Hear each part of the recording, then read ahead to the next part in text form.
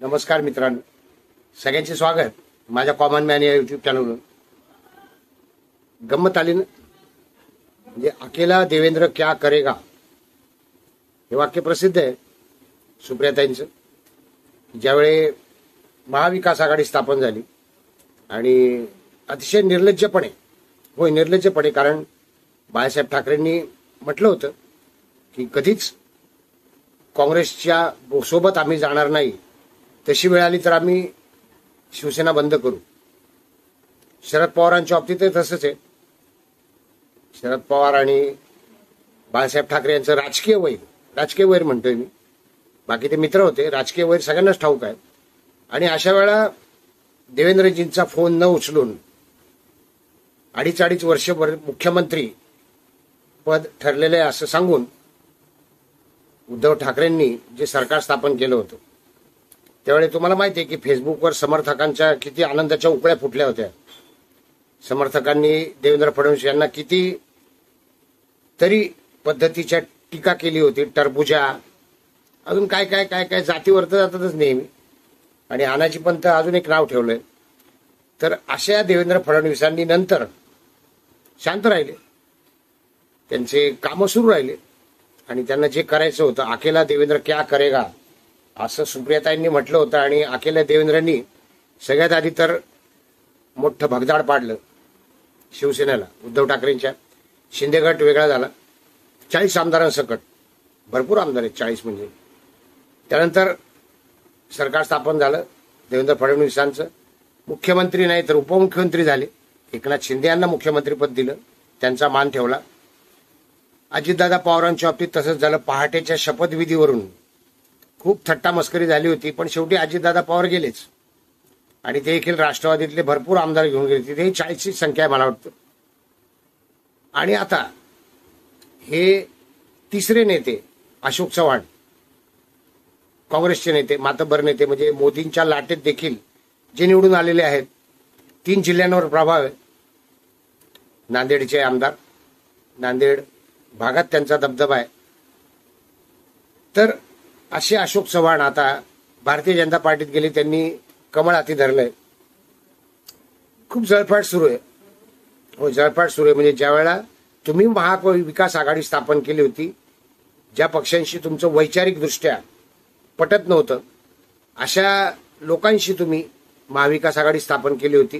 का तर भारतीय जनता पार्टीला सत्तेत येऊ द्यायचं नाही म्हणून त्यांच्याबरोबर तुम्ही गेले होते आणि तुम्ही टोमणे देखील मारले आणि तुम्हाला त्यात काही वावगं वाटलं नाही. इतकंच नाही तर सुषमा अंधारे सारख्या नेत्या, ज्यांनी देवदेवतांवर टीका केलेली आहे हिंदूंच्या, प्रत्यक्ष हिंदू हृदय सम्राट बाळासाहेब ठाकरे यांच्यावर देखील अंधारेंनी टीका केलेली आहे, अशा अंधारे तुम्ही सोबत घेतल्या. त्यांना उपनेतेपद दिलं, त्यांना शुद्ध करून घेतलं. शुद्धीकरणच म्हणता येईल, कारण हिंदू देवदेवतांवर टीका करून देखील तुम्हाला त्याचं काहीही वाटलं नाही आणि सुषमा अंधारे तुमच्याकडे सामील झाल्या. पण आता अशोक चव्हाण ज्यावेळी गेले त्यावेळी फार जळफाट सुरू आहे. म्हणजे काँग्रेसला हे भगदाडच आहे असं म्हटलं जात आहे. आणि राज्यसभेमध्ये आता उमेदवारी मिळणार आहे हे देखील उघड झालंय. तर देवेंद्र फडणवीसांनी हे जे काही केलं त्याबद्दल देखील सोशल मीडियावर टीका होते आता, की काँग्रेसचा माणूस कसा काय चालला तुम्हाला, आणि तुमची नीतिमत्ता कुठे गेली, तुमची नैतिकता कुठे गेली. मला विचारायचं वाटतं की आघाडीच्या नेत्यांना की तुमची नैतिकता कुठे गेली होती. म्हणजे तुम्ही सत्तेसाठी ज्या वेळा वाटेल त्या तडजोडी केल्या, सुषमा अंधारे सारख्या व्यक्तीला आपल्या पक्षात घेतलं, उपनेतेपद दिलं सन्मानाने, आणि जुने जाणते कट्टर शिवसैनिक बिचारे मागे पडले. त्यामुळेच शिवसेनेला दुसरं भगदाड पडलं होतं, हेही माहिती आहे तुम्हाला. तर अशोक चव्हाण हे आता सामील झालेले आहेत भारतीय जनता पार्टीमध्ये. त्यांनी कमळ हातात धरलेलं आहे. राज्यसभेवर त्यांची वर्णी ताबडतोब लागलेली आहे. पण माझं म्हणणं, देवेंद्रजींच्या लौकिकाला हे शोभत नाहीये. त्यांच्या लौकिकाला शोभत नाही म्हणजे कसं काय? होय, आता लौकिकाला शोभत नाही म्हटल्यानंतर तुम्ही म्हणाल मी देखील टीका करतोय. वेगळ्या अर्थाने सांगतो लौकिकाला शोभत नाही. याचं कारण असं आहे की देवेंद्रजींनी ज्यावेळेस शिवसेना फोडली होती त्यावेळेस 40 आमदार फोडले होते. राष्ट्रवादी फोडली तेव्हाही अजितदादांसकट भरपूर आमदार फोडले. इथे मात्र एकच का हो, अशोक चव्हाण एकच सध्या प्रवेश झालेला आहे आणि म्हणून त्यांच्या लौकिकाला शोभत नाही, कारण ते अर्धा पक्षच घेऊन जातात, अर्धा काय 70% पक्ष घेऊन जातात, असा त्यांचा लौकिक आहे. अकेला देवेंद्र क्या करेगा. तर त्यांनी जी शिवसेना होती ती 70% पळवली, वेगळी केली, भगदाड पाडलं, राष्ट्रवादीला भगदाड पाडलं, तेही 70%च्या वर, जास्तीत जास्त 80%च्या वर. आणि आता असं ऐकू येतंय की हे दोन्ही पक्ष काँग्रेसमध्ये विलीन होणार आहेत.